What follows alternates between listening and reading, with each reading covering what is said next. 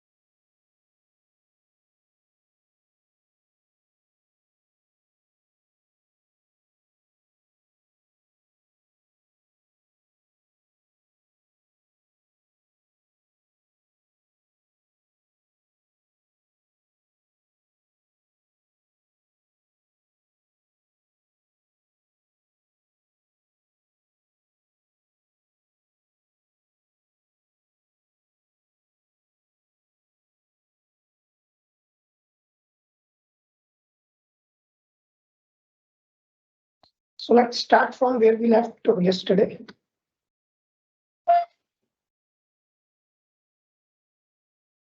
We apologize for the delay. There was something, I was occupied somewhere. I could not start on time.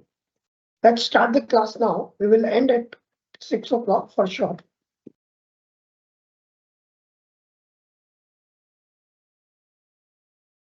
So in the last class, we talked about various types of duties. Safeguard duty, protective duty, and all others. Today we will talk about valuation. So we talked in the first class of customs that custom duty is calculated on a value. The basic custom duty has to be calculated on a value which is called assessable value. This term is used in customs wherever basic custom duty calculation arises. So for calculating the basic custom duty, we must know the assessable value of every goods. So how to arrive at assessable value? That is given in the valuation rules. So what valuation rule says that what is assessable value?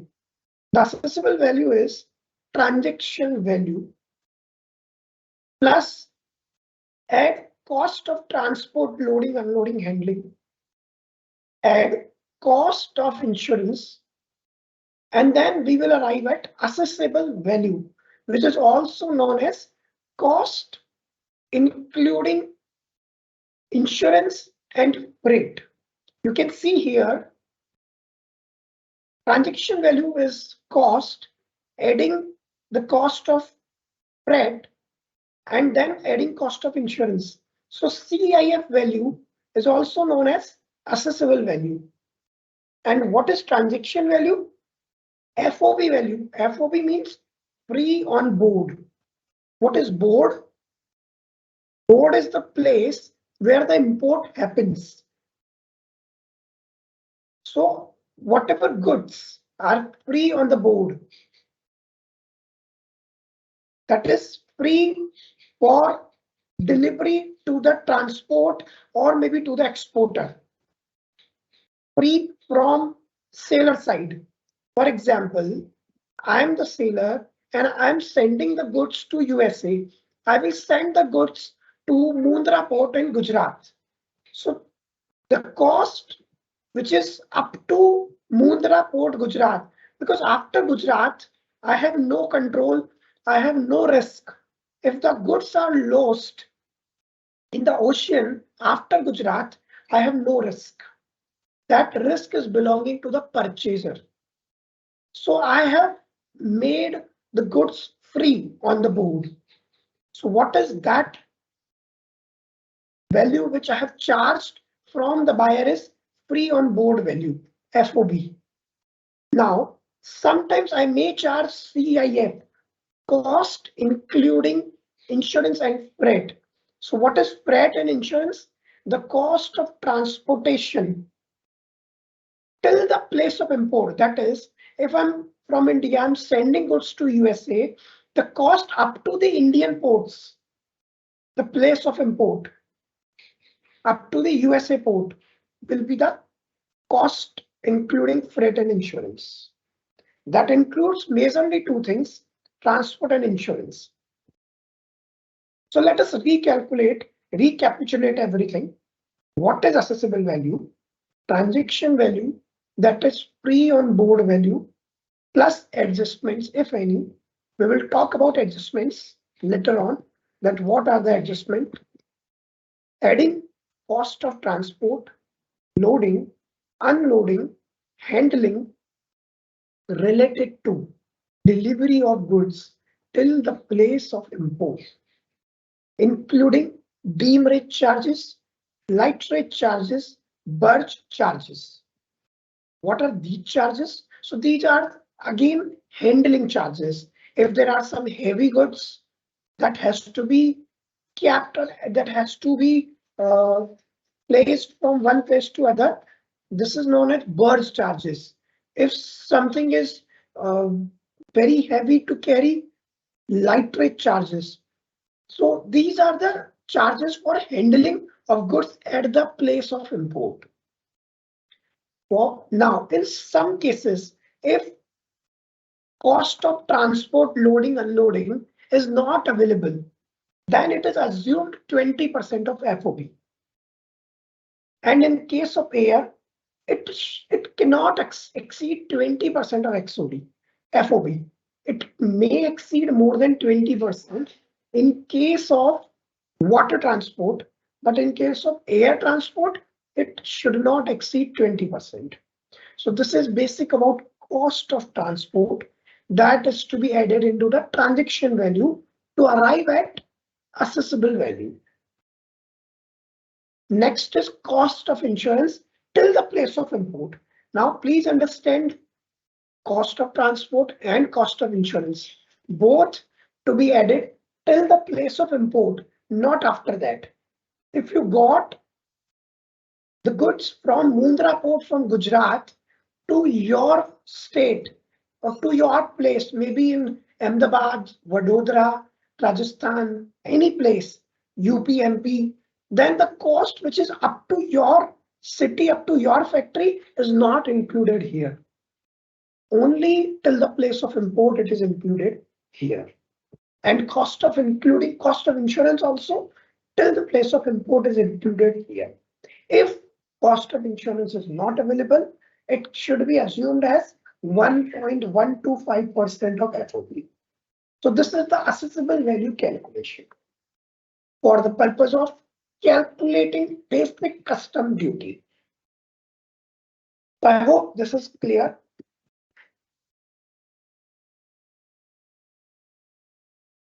Now, what is transaction value? As I just told, transaction value is FOB, that it charges up to the risk passed to Indian purchaser. Now, what does that mean? If I'm importing something, I'm Indian purchaser. I'm importing something from USA, the biscuit I'm importing. Now, the charges up to the risk passed to me will be the FOB price. For example, the seller in USA says that once I move these biscuits from my factory in USA, the risk will be yours. If the goods get stolen between the city and the USA port, the risk will be yours. If the goods are lost between between US oceans till Indian oceans, the risk will be yours. Or anyway, after Indian port, risk will definitely be mine. So what charges will be included? So charges up to the risk passed to Indian purchaser, and generally till when the risk is passed. The risk is passed up to that foreign port from where I'm importing the goods. So if I'm purchasing something from USA, the USA seller says that till US port, the risk will be mine. After US port, risk will be yours. So all the charges up to the US port will be FOB. Plus or minus adjustment under rule 10(1) of valuation rules. Now, what are the adjustment? We will study in the next slide. If FOB value or the transaction value, both name are almost same, is rejected by the officer, if the government, if the custom department is not accepting the value disclosed by you in the bill, in any of the documents related to import, if that value is not acceptable to the custom department, then what happens? So first we need to know when generally FOB value or the transaction value is rejected. Number one, if buyer and seller are related, suppose I'm purchasing something from my relative in USA. So in that case, I can charge, like my relative can charge anything from me. If that biscuit is costing 100 rupees, they can charge 1,000. It's my relative. I can do anything with them. So there is probable chances that the value or the transaction value is not correct. I might be disguising or I might be escaping from the custom duty because higher the value, higher the duty. So I might have disclosed the lesser amount in the bill because that's my relative. I asked him just disclose lesser amount. So in that case, FOB value or transaction value is deemed rejected. If you are purchasing from your relative, you may not, you cannot pay on the transaction value itself. The value will be calculated as per the valuation rules. If price is not the sole consideration, by any means, if it is proven that price is not the sole consideration, suppose I purchased the biscuit for 100 rupees, but the sole consideration is not that 100 rupees. Instead, I promised that buyer, sorry, I promised that seller, please sell me that biscuit for 100 rupees. I'll pay you 20 rupees when the goods are sold on profit.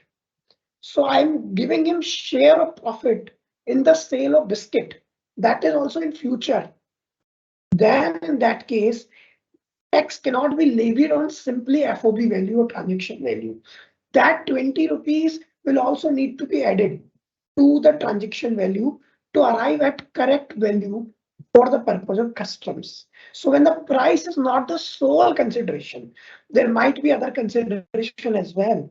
In that case, FOB value or transaction value is rejected. If there are restrictions as to disposition or use of goods by buyer,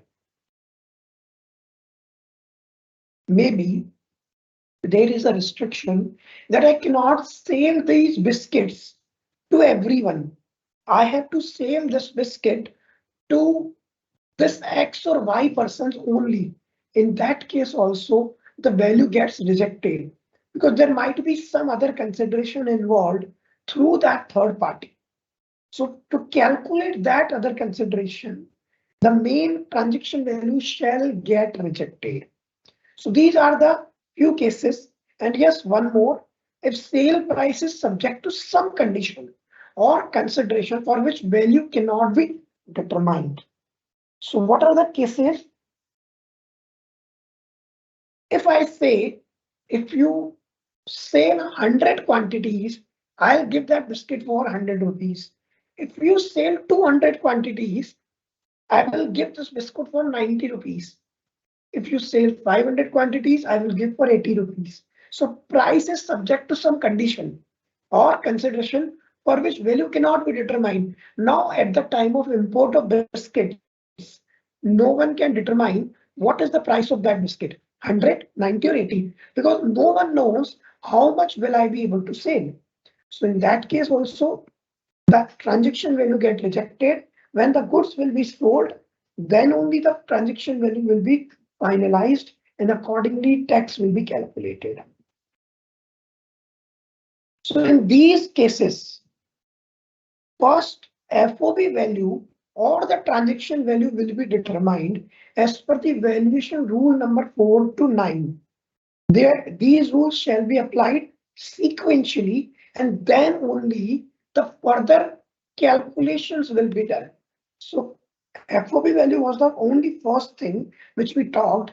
Now cost of transport, cost of insurance will be added. So when I'm calculating the FOB value, if these are the cases, I have to first calculate the correct transaction value as per the rule 4 to rule 9. What is these rule 4 to rule 9? We will study later on. Now, we talked about rule 10.1. Here, we said that in all the cases, first FOB, that is the transaction value will be calculated, then adjustment under rule 10.1 will be made. Now, what are the adjustment under rule 10.1? So this is again to determine correct transaction value. If cost incurred by buyer is not included in price, for example, a biscuit is of 100 rupees, but I told seller I asked the seller, just do one thing. I'll give you the flour and sugar from my side because I have a factory of flour and sugar. I'll provide flour and sugar from my factory. You just make biscuits out of that and give me for 10 rupees because maximum things I'm giving you. Now, will the custom duty will be levied on 10 rupees? No, it will be applied on 100 rupees only. Even because I'm actually importing the full amount, the full things. So for providing those flour and sugar, I have to add the cost of flour and sugar to the value charged in transaction, that is 10 rupees. Suppose the value of flour and sugar is 90 rupees, then 10 rupees is the transaction value. So correct transaction will be again 100 rupees. So what all things can be there in this, that cost incurred by buyer? I have given you one example. So any other thing I have given to my seller, suppose cost of container, any commission I'm giving him, cost of container I've given him containers. You put, I'm giving you the packets, you put the biscuits in that packet. So naturally that packets are imported, then import duty will be applied on full amount. Cost of packing material or labor, value of free goods supplied. Just that I supplied that flour and sugar, or maybe I supplied flour and sugar at half rate. In that case, also concessional goods.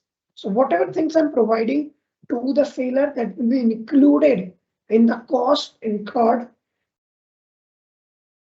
by buyer in the price. So what all things could I provide? Material, component, parts, similar items, tools, dies, modules, molds, similar items, material consumed in production, engineering, development, artwork, design work, plans or sketches. For example, I say, you prepare biscuit with my formula. I'll give you the formula. I'll give you the plan, and then you just prepare it. You apply all your things, but plan will be mine. Since I am planning so many things that also have some value to it. So that value will also be added to the transaction value. Royalty or license fees payable as a condition of sale. Suppose the seller has sold me goods, the biscuits, on a condition that until you keep these biscuits selling, you will pay me royalty of 100 rupees per ton or 100 rupees per kilograms. So that is a royalty which the buyer is paying to the seller. That is also included in transaction value. Value of proceeds subsequently accrues to seller. I told you, for example, something which I'm going to pay to seller in future. Suppose if 100 rupees is the cost I purchased, but the seller said, you will give me the profit share in the biscuit sale also. I'll give you. So that is also accruing to the seller.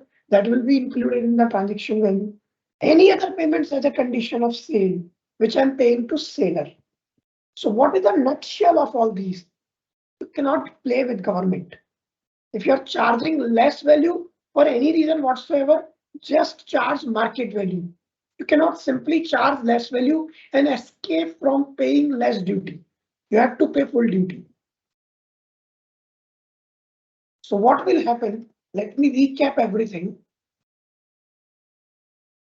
We were talking about assessable value.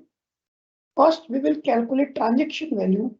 In transaction value, we will calculate free on board value, correct one as per the rule 429.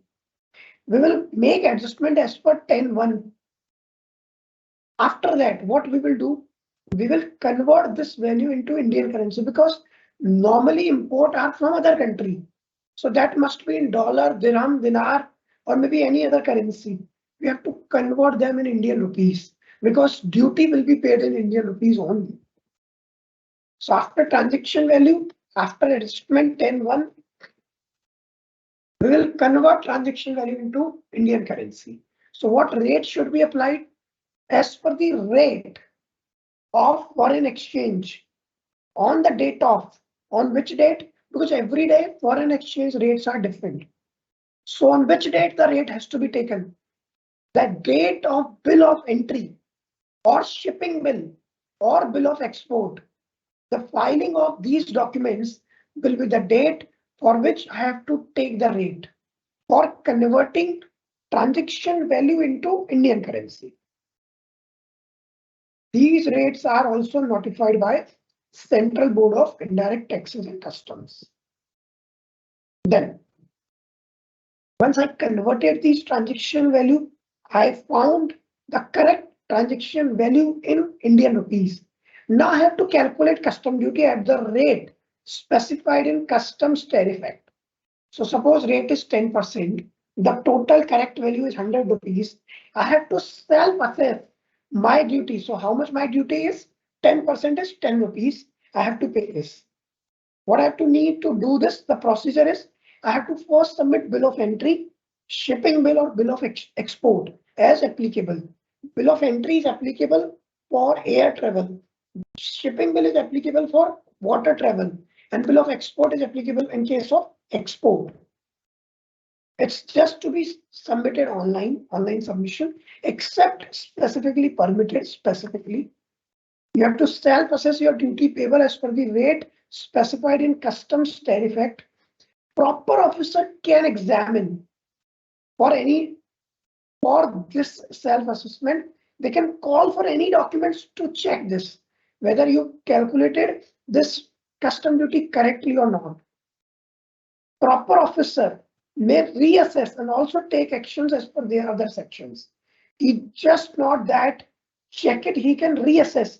If he thinks no, it's not 100 rupees into 10%, it's 120 rupees into 10%, that is 12 rupees. So they can demand difference 2 rupees. So if reassessment is accepted by importer, suppose I thought the value is 100 rupees, the rate is 10%, I paid 10 rupees. But the officer thinks the rate is 10% okay, but the value is 120. They will ask for differential 2 rupees. Because on 120, 10% is 12 rupees. So I thought it is 100 rupees. Officer thinks it's 120 rupees. They will ask for 20 into 10%, that is 2 rupees. If I'm accepting, I have to pay this 2 rupees and then things are done. If I'm not accepting, I want to face it. I want to take actions against it. I want to appeal against it. Then the proper officer shall pass a speaking order in writing in 15 days.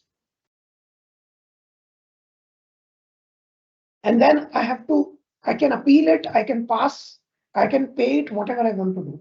If not pre-examined, sometimes when it is not pre-examined, that means you paid it, things are done, no one is checking it.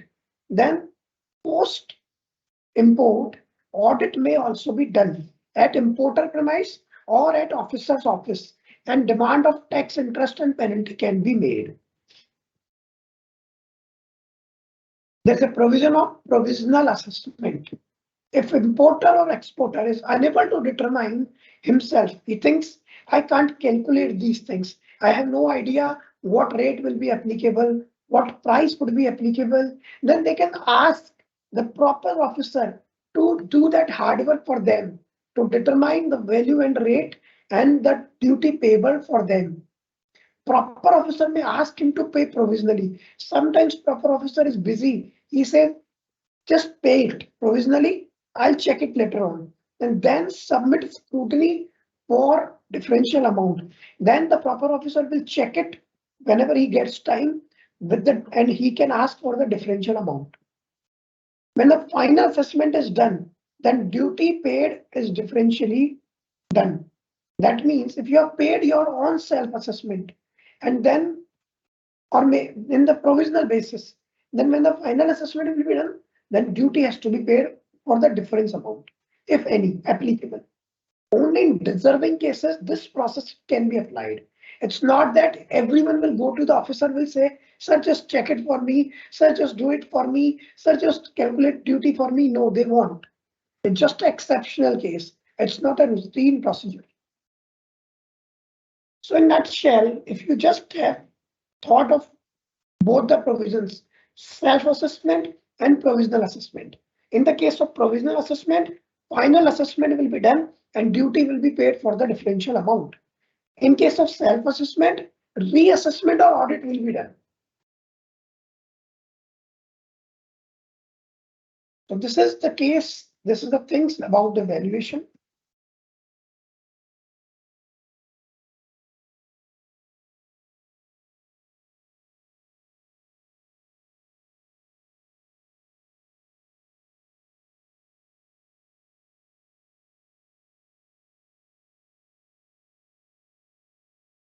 For notes, I'll share these slides for your revisions. So maybe at the end of all classes, I'll share, or maybe once we complete the customs, I'll share slides for GST and customs both. So I'll share the slides of GST and customs once the custom will be over. The custom will be over within next 1 or 2 class. After that, I'll share the slide. You can probably print or keep it with you as a notes. So I'll share these slides in PDF format so that you can refer them easily and read them. So that will be help you as a notes. For echoing sound, I'm apologize. I'm sorry, but I could not see your message. So I hope things were a bit clear. Page number, see, there is no pages. I'm teaching from my slide. So if you see in your notes, I can tell you which page number we have completed. So it's around page number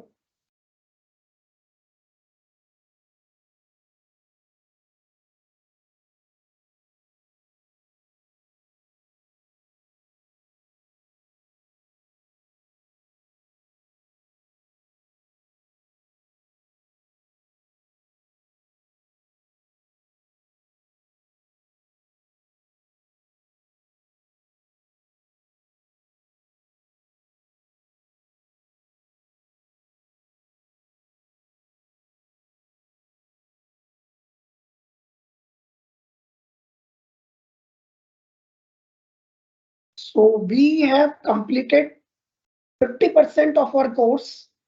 Out of 122 pages of your notes, 61 pages are completed today. So 50% course is done. 61 pages we have completed today out of the whole course. Yes. So I'll share the slide with the CMA authorities, and probably they will share with you through some portal I think you have, where you have these recordings. So you can check there, I think, or maybe on the email they would share with you. So I have no idea how they will share, but they have assured me that whatever slide I share with you, that will be shared with you. So that will be done for sure. Mode of sharing, I'm not sure.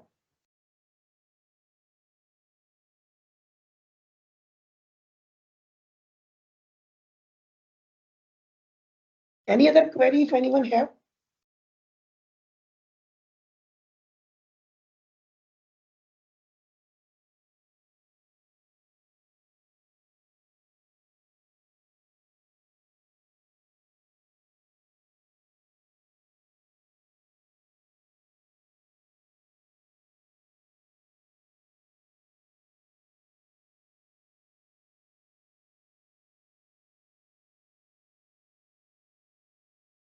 So total out of 40 classes, we have completed 12 classes. Rather, I would say we have completed 11 classes. So 25% classes are complete and 50% course is complete. Yes, whatever course is included in CAT for GST is complete. Whatever is in the syllabus of CAT under GST is already complete. I told that day also GST will be completed that day. I told you if there are any queries related to GST, I can teach extra because syllabus is complete.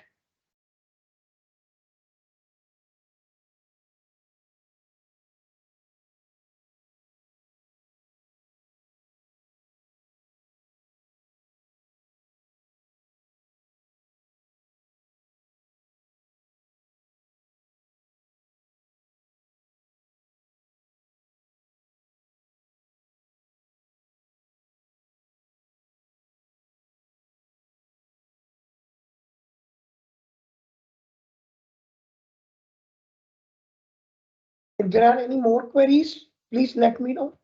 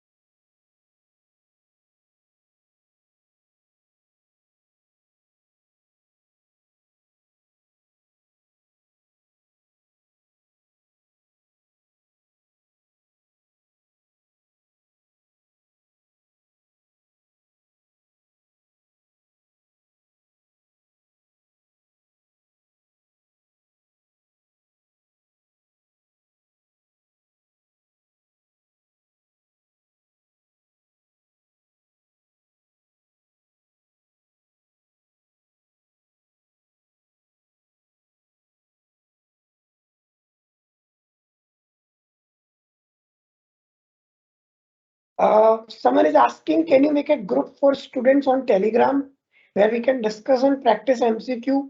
So I would say, uh, I can't see even your names. Forget about contact numbers or something else. So we have no contact or no way to contact as such. And I asked to CMA people that if they can make some group, so they have also denied for such thing. So we neither we can make group as per their official communication to me, nor I have any contacts or anything with you. I can just teach you, tell you the things. You can ask me the things. There is no such option available to me that I can make a group for students. You all can make some group and discuss with each other. That can be done at your own level.